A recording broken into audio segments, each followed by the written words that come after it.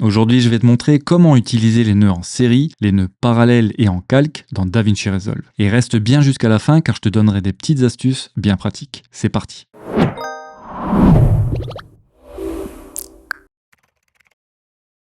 Premièrement, voyons les nœuds en série. Alors pour ajouter un nouveau nœud en série, appuie sur la touche S en maintenant Alt ou Option enfoncée. Sache que tu peux également en ajouter avec clic droit, puis ajouter un nœud et ajouter un nœud correcteur en série. Cette approche est la base du travail dans DaVinci Resolve. Chaque nœud reçoit l'image modifiée par le nœud précédent, puis applique sa propre correction. L'ordre des nœuds a donc une importance directe sur ton résultat final. Par exemple, si tu désatures ton image sur le premier nœud comme ceci, tu ne pourras plus ajuster la couleur d'origine de l'image sur le nœud suivant. Au final, les nœuds en série sont donc adaptés aux corrections linéaires où chaque étape dépend de la précédente. Maintenant que tu connais les nœuds dits en série, passons aux nœuds parallèles.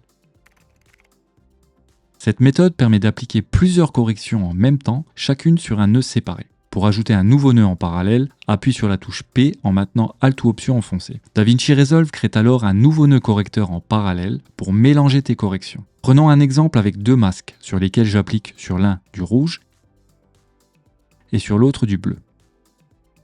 Si je les superpose, tu peux voir que les couleurs vont s'additionner pour donner du rose. Il y a donc une synthèse additive qui s'applique lors de l'utilisation de ce type de nœud. Tu peux d'ailleurs ajouter facilement un troisième nœud correcteur en parallèle en sélectionnant un des deux nœuds, puis clic droit, ajouter un nœud et ajouter un nœud correcteur en parallèle. Les ajustements sont donc combinés de façon égale. Alors c'est pertinent lorsque tu veux un rendu subtil et naturel ou que tu souhaites que toutes les corrections secondaires soient appliquées de façon homogène sur l'image. Passons maintenant aux nœuds en calque. Ici, chaque nœud fonctionne comme son nom l'indique, en calque, à la manière de Photoshop. Reprenons notre exemple d'avant avec un premier masque de couleur rouge. Une fois l'effet appliqué, tu peux voir que rien ne change dans le viewer. Ceci est dû au fait que le résultat de chaque nœud se superpose à celui du nœud en dessous. Concrètement, le nœud connecté à l'entrée la plus basse du nœud en calque a la priorité sur les autres. Si je passe maintenant le nœud du dessous en bleu,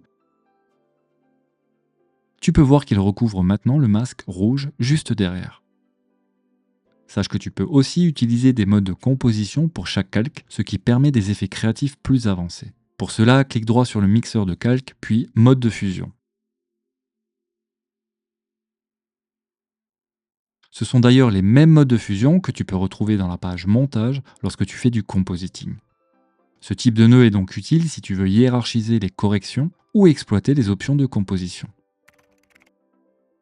Pour choisir le bon type de nœud, retiens ceci. Utilise les nœuds en série pour les corrections où l'ordre des opérations est crucial. Privilégie les nœuds parallèles pour appliquer plusieurs corrections secondaires en même temps avec un mélange uniforme. Et enfin, opte pour les nœuds en calque si tu dois prioriser certains ajustements ou utiliser des modes de composition. Pour finir, je souhaitais te donner ici quelques petites astuces bien pratiques. Sache que tu peux transformer un mixeur calque en mixeur parallèle et inversement en faisant un clic droit et en choisissant Transformer.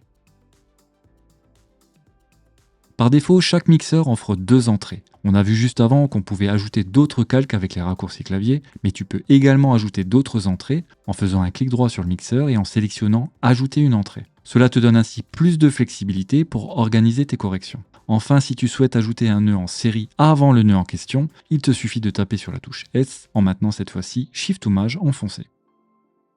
Voilà, tu sais maintenant comment utiliser les nœuds en série, les nœuds parallèles et en calque dans DaVinci Resolve. Si ce tuto t'a été utile, pense à t'abonner et n'oublie pas de télécharger tes raccourcis clavier en bas dans la description. À bientôt.